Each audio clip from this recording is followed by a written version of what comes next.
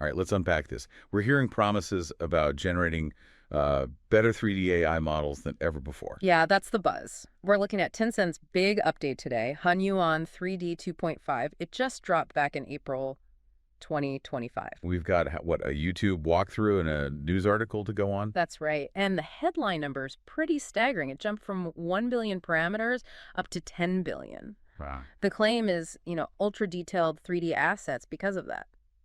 So if you're listening and maybe just curious about AI art, or perhaps you're actually working with 3D day to day, this could be pretty impactful. Definitely. What does this huge parameter jump really mean for you? That's what we want to figure out in this deep dive. Okay, so the improvements over the older 2.0 version, what are they? Well, the sources point first to geometric resolution. That's gone up How much? from 512 up to 1024. Okay, and practically speaking, that means? It means you're getting significantly smoother surfaces on the models.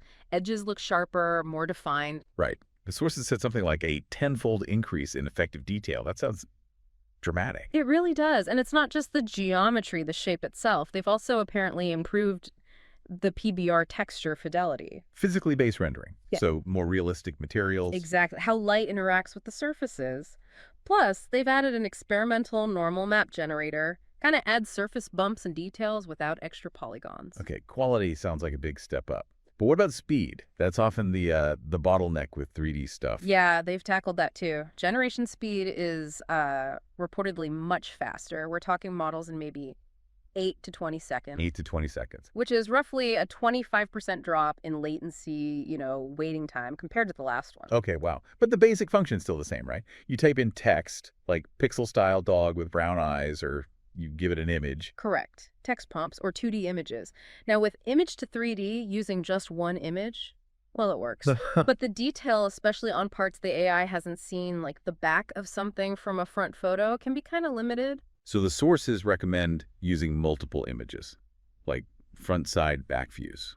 Absolutely. That's where they say you get much, much better results, like actually getting a backpack onto a character model properly, Makes sense. They also mention generating separate parts, though that sounds a bit fiddly.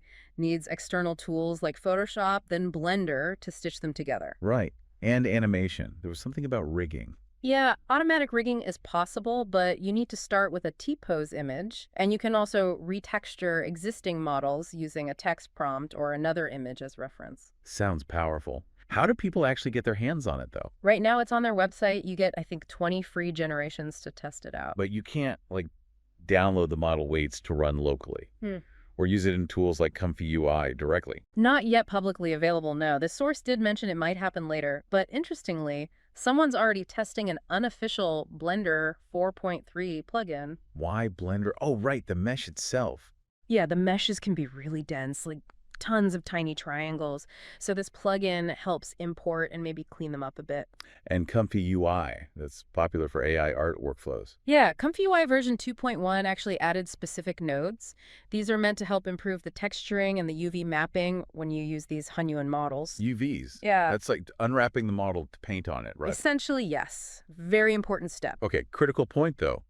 Commercial use. Ah, yes. You need a license from Tencent for commercial use. Can't just generate stuff and sell it freely. Good to know. Which brings us to the downsides. What are the current limitations? Well, the main one we touched on is that mesh density. It can be up to like 600,000 triangles. Oh, yeah, for games or real-time stuff, that's usually way too much. Needs manual cleanup, retopology. Exactly. They are apparently working on an update for that, maybe by July 2025. So keep an eye out. So great for maybe quick concepts, less so for dropping straight into a game engine right now? Pretty much. Also, if your source images for image to 3D are low res, you might get texture inconsistencies, and it seems better at stylized things than, say, complex mechanical parts. Any other hurdles? Yeah, there are still significant regional restrictions. EU, UK, South Korea, apparently due to regulatory issues. Okay, so access isn't universal yet. But despite all that, the potential uses seem quite broad. Gaming, for instance. Definitely. Tencent Games apparently cut their prototyping costs by 30% using this. 30%. That's huge. Suggests it's really speeding up that early concept phase. For sure. Also VR, metaverse applications, e-commerce for those 360 product views. Film and animation, too.